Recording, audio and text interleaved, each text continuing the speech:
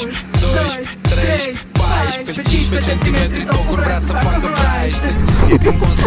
back to the channel, guys. Hope you enjoyed me horribly trying to rap a Romanian song that I really like. It's been a while since I've done a motovlog, and now that I'm doing a motovlog, I'm doing a motovlog on the MT07, the brand new beautiful baby. I love him! Alright, calm down. I only have one camera angle, unfortunately, because I don't have a windscreen, which is usually where I mounted the second GoPro, so I'm gonna have to wait till I get a windscreen. I'm not exactly sure what kind of windscreen I want to get. I already reached out to Zero Gravity Racing, who did the windscreen on the FZ1 and on the R1 that you've seen me ride before, and I asked them if they make some for the MT07, and they said no, and I don't think they have any plans to make them anytime soon, so that's really disappointing, unfortunately. But I did go on eBay and AliExpress, and I saw like a bunch of just random aftermarket ones. Some of them look pretty good, but the only guy that actually left a review about its performance said that it really doesn't do much for wind buffeting on the bike, so I'm not really sure how much a windscreen is going to help, but at least I'll have a second camera mount for you guys. Is this guy going to pull out, or is he going to wait? Okay. Whew. You never know. You never know.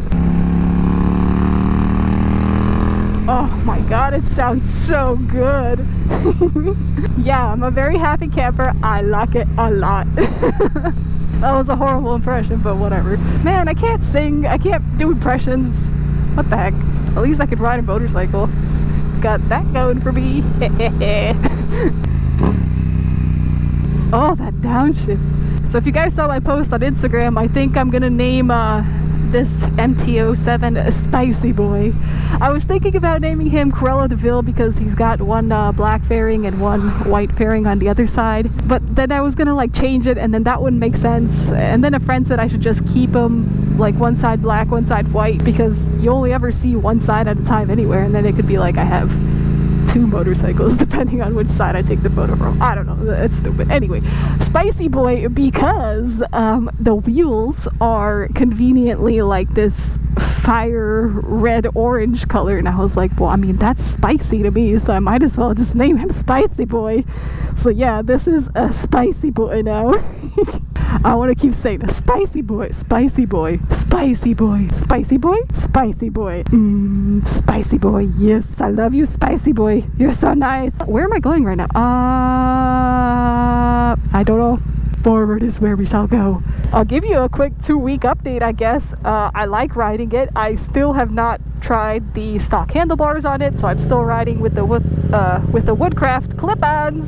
The Woodcraft clip-ons just kind of like give the bike, I don't know, a sportier feel because they're a little bit lower than the stock handlebars are, so you're a little bit more forward on the bike. Otherwise, the seating position on this thing is really not that different from, it doesn't feel different from the Ninja 250. I would say this bike is slightly less comfortable than the Ninja 250.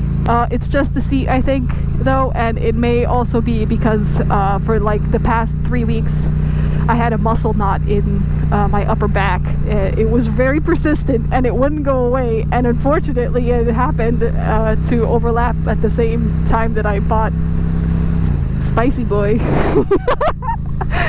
It overlapped at the same time I bought Spicy Boy, and there was no way I wasn't going to ride it just because my back hurt, so I am maybe biased that the comfort level may indeed be the same, but who cares?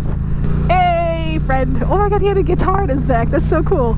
You ever like see other bikers and you just like wonder what their whole life is like? I don't know, I wonder what they're like.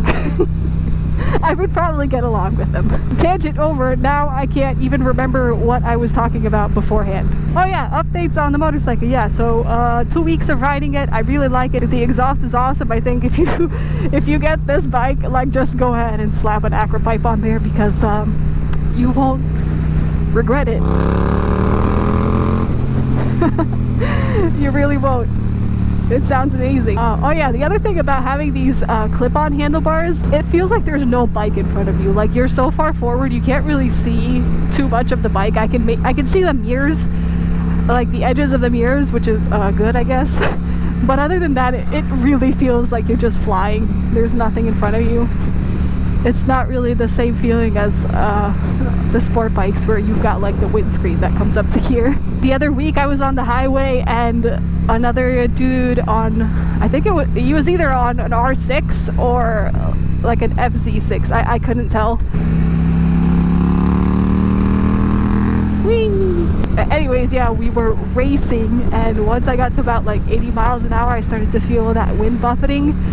And so yeah, I would say about 80 miles an hour is when the wind buffeting gets annoying. I ride with a full face helmet and I ride with earplugs like 98% of the time.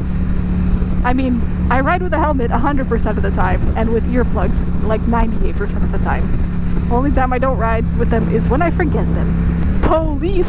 We have to behave ourselves, you guys. We have to behave ourselves.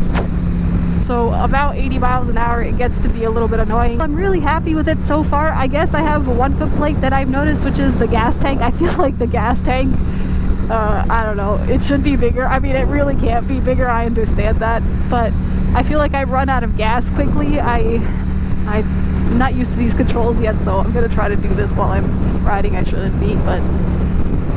okay, so, nope. Trip, please? Trip? Can I get my trip? Okay, so 158. I think around 158 miles is what I went on a full tank of gas. I don't know if that's pretty average to other people that own this bike or not. I just feel like I've gone a little bit more than that on the Ninja. But the Ninja is also 250cc, so it's not really a complaint. It's just a mild inconvenience because there's gas stations everywhere. These fairings also, you saw in that video, when you get on this bike, they squeak. They are squeaky. I'm also not used to where the turn signals are, so every time I need to turn, I always have to like look down to make sure I push the turn signal and not the horn. Because I did that once and I was like, oh, these are too close together. So yeah, I have to get used to that. Yeah, so those are pretty much some of the things I've noticed riding this thing for 2 weeks. Really doesn't change my opinion on how much I love this bike. I really love it.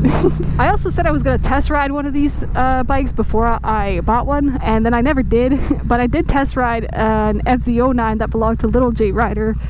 I think like it's got to be at least 2 years now at this point, but I like that one, so I figured if I like the FZ09, why would I not like the MT07? And I mean, I was right, I do like it. Anyways guys, thanks for tuning in to this motovlog that I have done for you, because I love you. I will see you all in the next one. Ciao, bye, arrivederci.